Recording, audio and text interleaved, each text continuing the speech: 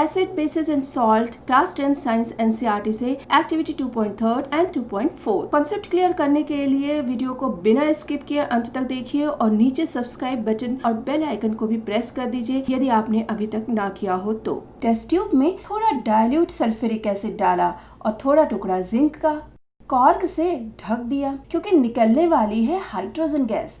अब ये हाइड्रोजन ही है, इसको प्रूव करने के लिए एक बेंड पाइप को जोड़ दिया जिसका दूसरा एंड सोप सॉल्यूशन में डाला।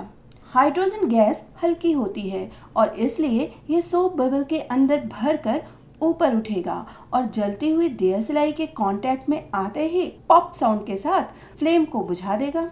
पॉप साउंड हाइड्रोजन के जलने से ही निकलता है। Hence, it's proof that immersed gas was hydrogen. मतलब dilute sulfuric acid plus zinc that gives zinc sulfate plus hydrogen gas. Metal, यहाँ पे हम लोगों ने मेटल में जिंक लिया है, एक रिड्यूसिंग एजेंट है जबकि एसिड एक ऑक्सीडाइजिंग एजेंट है। ज्यादातर रिएक्शंस में मेटल रिड्यूसिंग एजेंट का काम करता है। मेटल एसिड के साथ सिंगल रिप्लेसमेंट रिएक्शन करता है। As a result hydrogen gas के फॉर्म में सिस्टम से बाहर निकल जाती है और एसिड में ही मेटल सोल्यूशन बना करके रहता है। लेकिन सभी मेटल एसिड में नहीं डिसॉल्व होते क्योंकि आप याद करिए रिएक्टिविटी सीरीज हम लोगों ने पढ़ी थी। हाइड्रोजन के ऊपर वाले ही मेटल इतने एक्टिव हैं कि वो एसिड में से हाइड्रोजन को बाहर निकाल सके। हाइड्रोजन से नीचे वाले मेटल एसिड में से हाइड्रोजन को नहीं निकाल सकते। तो हम लोगों ने क्या सीखा? एसिड मेटल के साथ रिएक्ट करके मेटल सॉल्ट बनाती है और हाइड्रोजन गैस लिबरेट करती है।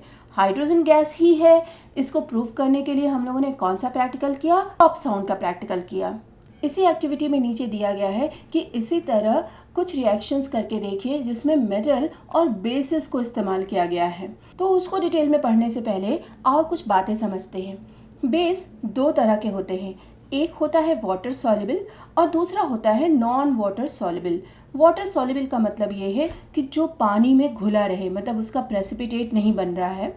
नॉन वाटर सॉल्युबल का मतलब है जो पानी में डिसॉल्व नहीं होता, लेकिन जो नॉन वाटर सॉल्युबल बेस होता है वो एसिड में डिसॉल्व बहुत क्विकली होता है। वाटर सॉल्युबल बेस को हम एल्कलाई बेस भी बोलते हैं। एस ब्लॉक के एलिमेंट इन जनरल वाटर के साथ रिएक्ट करके हाइड्रोजन रिप्लेस कर देते हैं और हाइड्रोक्साइड बनाते हैं जिसे एल्कलाई बेस कहते हैं। ये वाटर सॉल्युबल होते हैं। जैसे सोडियम आपने पानी में डाला तो सोडियम हाइड्रोक्साइड बनेगा। सोडियम प्लस आयन और हाइड्रोक्साइड आयन दोनों ही पानी में डिसॉल्व होंगे। Iron, nickel, lead, copper, zinc जैसे मेटल पानी के साथ हाइड्रोक्साइड नहीं बनाते बल्कि ये ऑक्साइड बनाते हैं। एयर में भी अवेलेबल ऑक्सीजन के साथ ये ऑक्साइड बना लेते हैं। इनका हाइड्रोक्साइड अगर बना भी तो ये पानी में डिसॉल्व नहीं होता।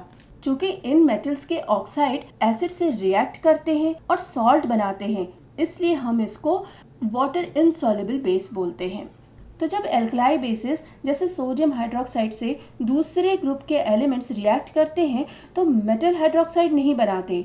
जैसा कि समझने के लिए कह सकते हैं कि पानी के साथ ही रिएक्ट तो नहीं करेगा ना, लेकिन बहुत कम ऐसे मेटल है जैसे जिंक या एल्युमिनियम, ये बेसिक हाइड्रोक्साइड से हाइड्रोजन तो रिप्लेस कर देगा लेकिन सोडियम हाइड्रोक्साइड को जिंक हाइड्रोक्साइड में नहीं बदलेगा बल्कि बेस मेटल सॉल्ट बनाएगा।